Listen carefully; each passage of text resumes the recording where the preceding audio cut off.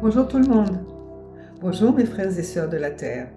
Nous revoilà avec plaisir et nous espérons que ce plaisir, bien sûr, est partagé. Alors aujourd'hui, nous allons toujours parler un peu du pouvoir de la pensée pour ensuite développer un autre sujet. Nous avons expliqué ce qu'était la pensée et l'endroit où elle se dirigeait. Maintenant, vous-même, vous l'avez compris, la responsabilité de maîtriser vos pensées, de faire en sorte que vos pensées soient toujours bien structurées, stables, équilibrées, et qu'elles aient un sens, bien sûr, celui que vous voulez leur donner, mais un sens positif, clair, net, et surtout équilibré. Donc des pensées de haine, de désespoir, de peur sont à proscrire. Maintenant, cultiver la bonne pensée, ce n'est pas si simple, bien sûr.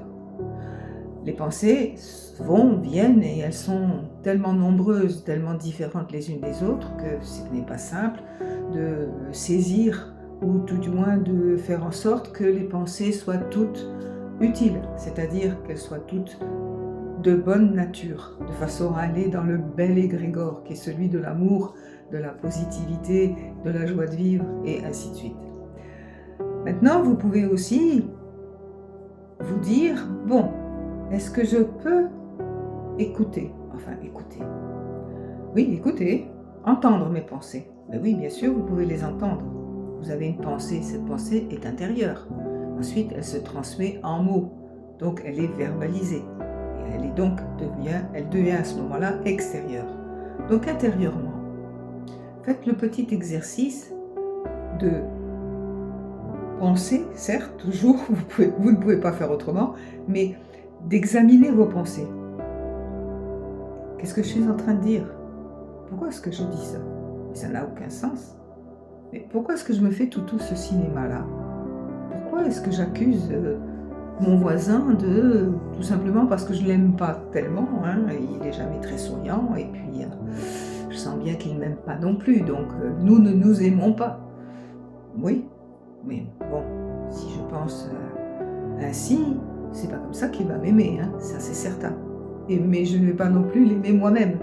Bien que si je change mon regard, celui que je lui porte actuellement, et que je le vois d'une manière plus claire, plus agréable, peut-être que les choses pourraient changer. On pourrait peut-être esquisser un sourire, l'un comme l'autre, ou un petit bonjour. Voyez-vous, c'est tout simple en fait. Bien entendu, ça va vous demander un petit travail, mais un travail qui, en fin de compte, n'est pas difficile à faire et qui n'est que pour votre bien-être.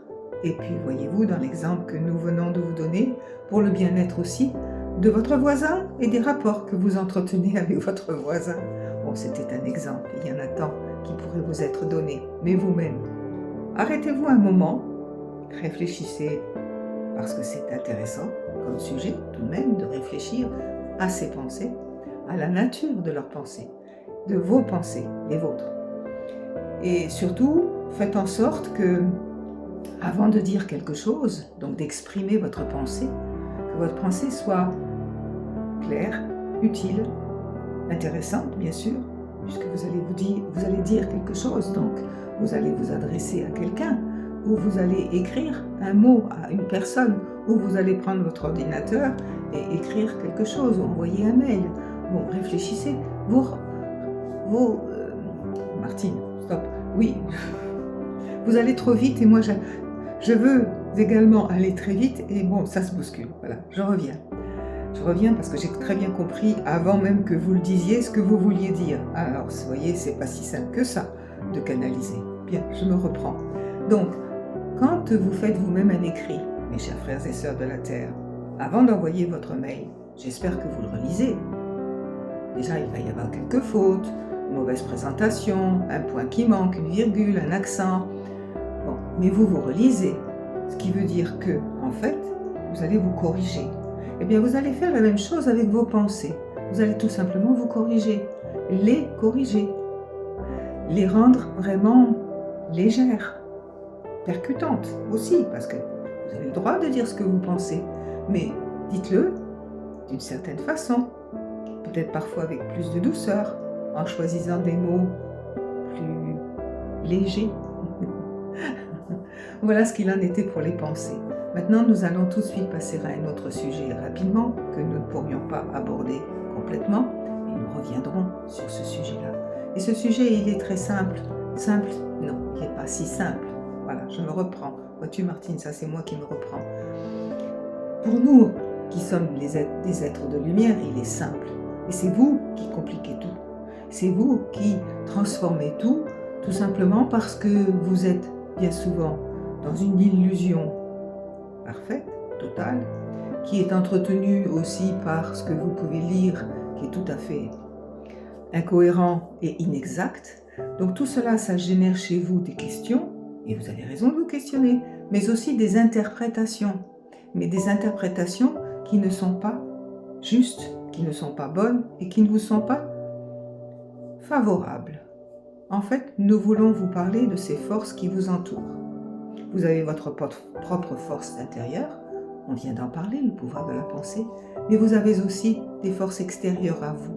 Et ce sont ces forces qui sont très, très intéressantes à comprendre, non pas à jouer avec elles, mais nous en parlerons aussi, mais surtout à déterminer et à surtout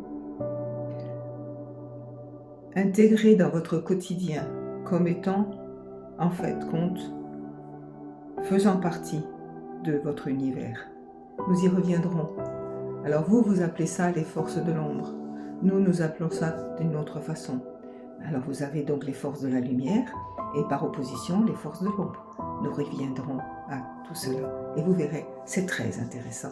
Merci à vous tous et tous. À très bientôt de vous retrouver et vous de nous retrouver. Merci Martine, comme toujours.